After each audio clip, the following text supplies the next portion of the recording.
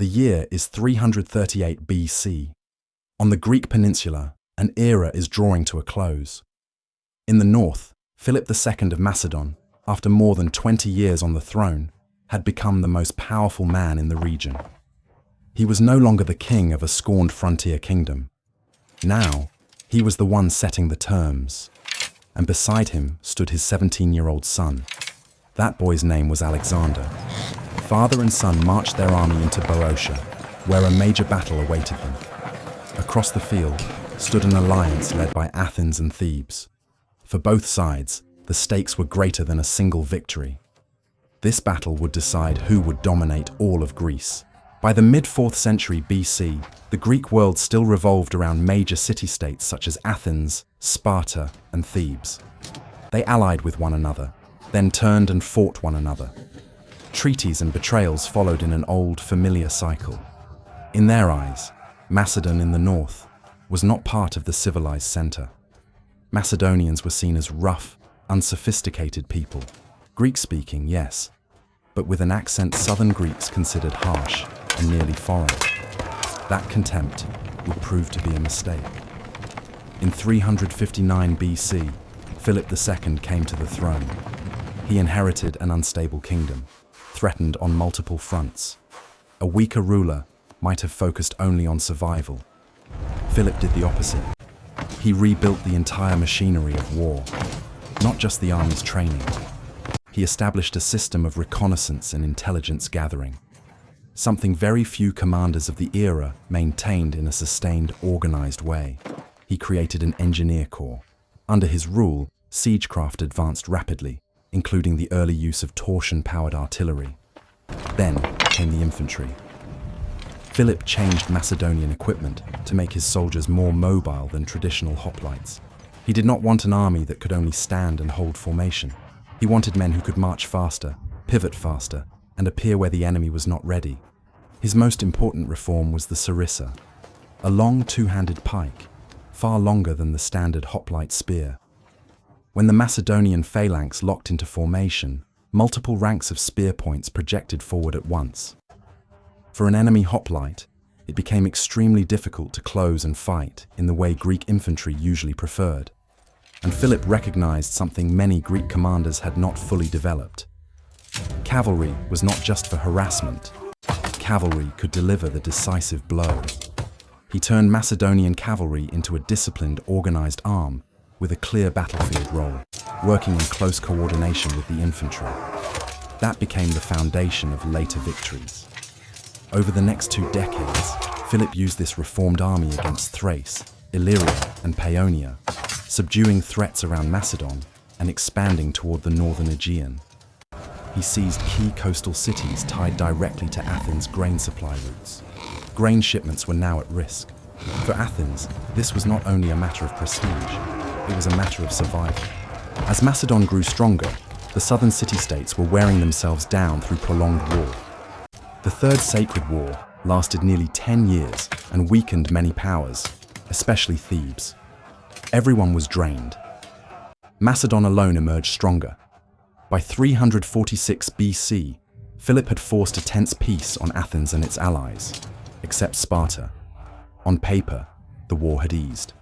In reality, fear only deepened. In Athens, the orator Demosthenes became the leading voice warning of the danger from the north. He pushed Greek states to resist Philip, tried to prevent the Peloponnese from drifting into Macedonian influence, and worked to build a united Greek front. Athens and Thebes had been longtime enemies, but now they shared the same fear. So they moved closer together. Demosthenes also sought support from Persia, which disliked Philip's growing presence near Anatolia. Persia, however, refused to enter the war openly. By around 340 BC, the two sides were already in a state that was war in all but name. A decisive battle was now only a matter of time. Fighting first intensified in the east, when Philip laid siege to Perinthus and Byzantium. He may have intended to punish them for failing to provide troops during his Thracian campaign. But Philip did not have a fleet strong enough to fully blockade either city. Supplies from Athens and Persia continued to get through. After many months, he was forced to abandon the sieges. Athens celebrated. But Philip did not stay focused on symbolic wins and losses. He turned to the larger objective. He understood that if he intended to invade Persia later, he needed Greece behind him, or at least not in rebellion behind him. He wanted to appear as the unifier of Greece, not merely its conqueror. Then a political opportunity appeared. The Fourth Sacred War broke out, connected to the cultivation of lands sacred to Apollo by the people of Amphissa. Philip was chosen by the Amphictyonic League to intervene. This gave him a legitimate pretext to march south. In early 339 BC, Philip advanced to Thermopylae, but the route was blocked. Thebans held the defensive line, while Athenian and Theban forces controlled the key mountain passes. Philip did not have the supplies for a prolonged campaign in that terrain. So he withdrew. At least, that is how it appeared. Then his network began spreading rumors. The Macedonian army was preparing to return home. Time passed. Tension eased. The troops guarding the passes grew less alert. Old frictions between Athens and Thebes resurfaced in everyday disputes. Then Philip came back. Fast, precise, unexpected. He drove back enemy garrisons and pushed into Phocis. Another force destroyed the garrison at the Gravia Pass. Amphissa fell. Then Naupactus, farther west, also fell, securing Macedon's flank and opening access toward the Gulf of Corinth. Philip then moved on to Elatea, and here the leniency he had shown the Phocians in the previous war paid off. Phocis no longer resisted him fiercely. Instead, Philip gained a valuable logistical base. He remained at Elatea for months, fulfilling his obligations to the Amphictyonic Council, while also completing the settlement of the Amphissa affair. After that, he still tried to offer peace. Philip wanted to preserve relations with Thebes, home to some of the strongest hoplites in Greece. He also did not want to break entirely with Athens, whose navy he still needed for his planned war against Persia. But once again, Demosthenes persuaded Athens and Thebes to refuse. Full-scale war could no longer be avoided. August 338 BC. Philip marched into Boeotia. The Athenian-Theban alliance chose to block him at Chaeronea, where the terrain favored defense. That morning, both armies deployed. The Greek coalition chose its ground well. Mountains protected one side, and the Kiphisos River covered the other. Their battle line ran at an angle, with both flanks naturally secured. Philip arranged his army to match them. Macedonian right wing, commanded by Philip himself, including elite infantry he regarded as his picked troops, equipped in a style closer to hoplites, but more mobile. Center, the Macedonian phalanx armed with sarissas, 4 to 6 meters long, deployed 15 to 20 ranks deep. Left of center, another infantry block. Farther left wing, Thessalian cavalry and Macedonian companion heavy cavalry, commanded by 17-year-old Alexander. Missile troops were placed along the wings. Philip's army is commonly estimated at around 30,000 infantry and 2,000 cavalry. On the coalition side, left wing, Athenian troops, heavily armed and well-equipped, but many with little real battle experience. Center, a mixed force from several city-states, likely including mercenaries paid by Athens. Right wing, Theban forces, highly capable hoplites. On the far right stood the Sacred Band of Thebes, the famous elite unit of 150 male pairs, known for extraordinary discipline and fighting spirit. The coalition army is often estimated at around 35,000 men. Near mid-morning, Philip sent his right wing forward. The rest of the Macedonian army did not rush in. They held formation. They held the rhythm of the line. Philip told Alexander to wait, not for a small chance, but for the moment of crisis. That decision shows how deeply Philip trusted his son, and it also shows that, at 17, Alexander was no longer merely a prince observing the battle. He was already a commander. As the distance narrowed, Macedonian missile troops moved up and harassed the Athenian left with arrows and javelins. Their purpose was to shake the Athenians, disturb their formation, and draw them out. But the Athenians held. They saw a more lightly armored enemy advancing slowly.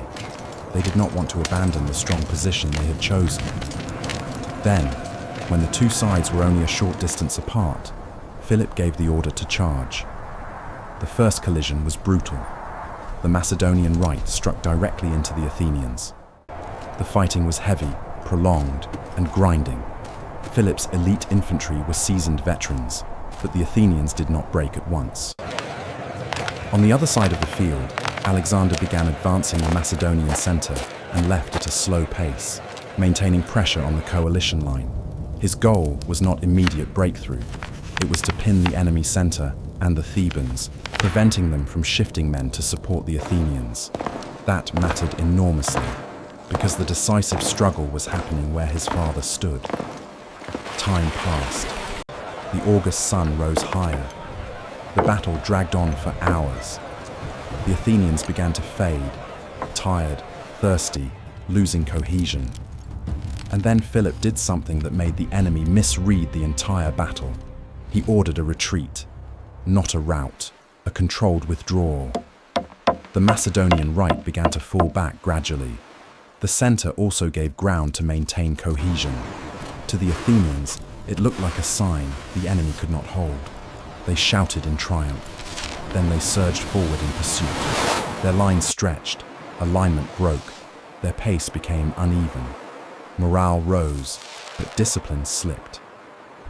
In the center of the battlefield, coalition units faced a difficult choice: stay aligned with Thebes on the right and fall behind the Athenians, or keep pace with Athens and open a gap from Thebes.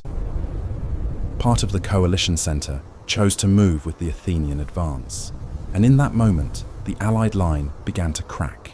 Alexander was still watching. When he saw the opening appear between Greek formations, he understood. This was the moment. He immediately led the companion cavalry forward.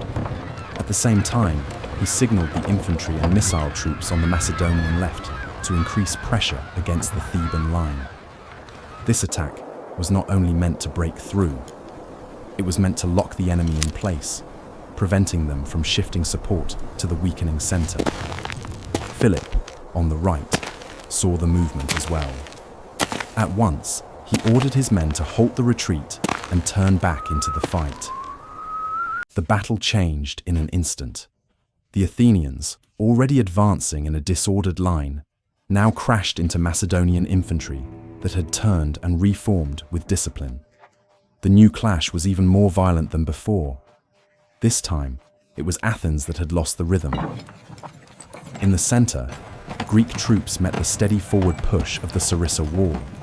Multiple ranks of long pikes made it difficult for hoplites to close, and while they struggled to hold formation, Macedonian infantry blocks from the left and center began to close in. Then came the sound of hooves. Alexander led the heavy cavalry on an angled charge across the battlefield, striking the exposed flank and rear of the coalition line. Working with Thessalian cavalry and supporting infantry, he created what later generations would describe as a form of the hammer and anvil effect. In front, Macedonian infantry fixed and pressed the enemy. On the flank, cavalry delivered the breaking blow. The result came quickly. The coalition center collapsed first. Survivors fled south. The Athenian left, already locked in combat with Philip, saw the center break and lost heart. Their withdrawal became chaotic. Only the Theban right remained. But by then, Thebes was isolated. The Thebans fought hard. They were among the best-trained hoplites in the Allied army that day. Even under flank pressure, they tried to hold the line. And at the point of final resistance stood the sacred band. Unlike other formations, they did not break immediately. They stood their ground. They fought Macedonian infantry. They resisted repeated charges from Alexander's cavalry. The fighting around them was likely among the fiercest on the field at Chaeronea. But courage could not reverse the battle once the wider line had collapsed. In the end, the sacred band was almost entirely destroyed. 300 elite Theban warriors fell where they stood. In later memory, their fate became a tragic symbol, not only for Thebes, but for the passing of the old hoplite age in Greece. Ancient sources do not clearly record Macedonian losses. What is often noted is that the battle lasted for many hours and the fighting was severe, yet total casualties may have been lower than expected for a decisive engagement of this scale. The victory at Chaeronea made Philip II the dominant power in Greece. What stands out is what he did next. He did not choose to destroy Athens or Thebes outright. He did not turn victory into revenge. He chose another path. He showed leniency, at least as much as was necessary to build a new political order. The reason was straightforward. Philip's larger aim did not end in Greece. He was preparing for war against Persia. To do that, he needed the Greek city-states to join him, or at minimum, to accept Macedonian leadership. So, in 337 BC, he established the League of Corinth. In form, it was a league of Greek states, with Macedon presented as first among equals. In reality, it was a new political order designed by Philip. From that foundation, the Macedonian invasion of Asia began to take shape. In 334 BC, the campaign would begin. But the man who led the army across the Hellespont was no longer Philip. It was the same young commander who had waited for the right moment at Chaeronea, Alexander.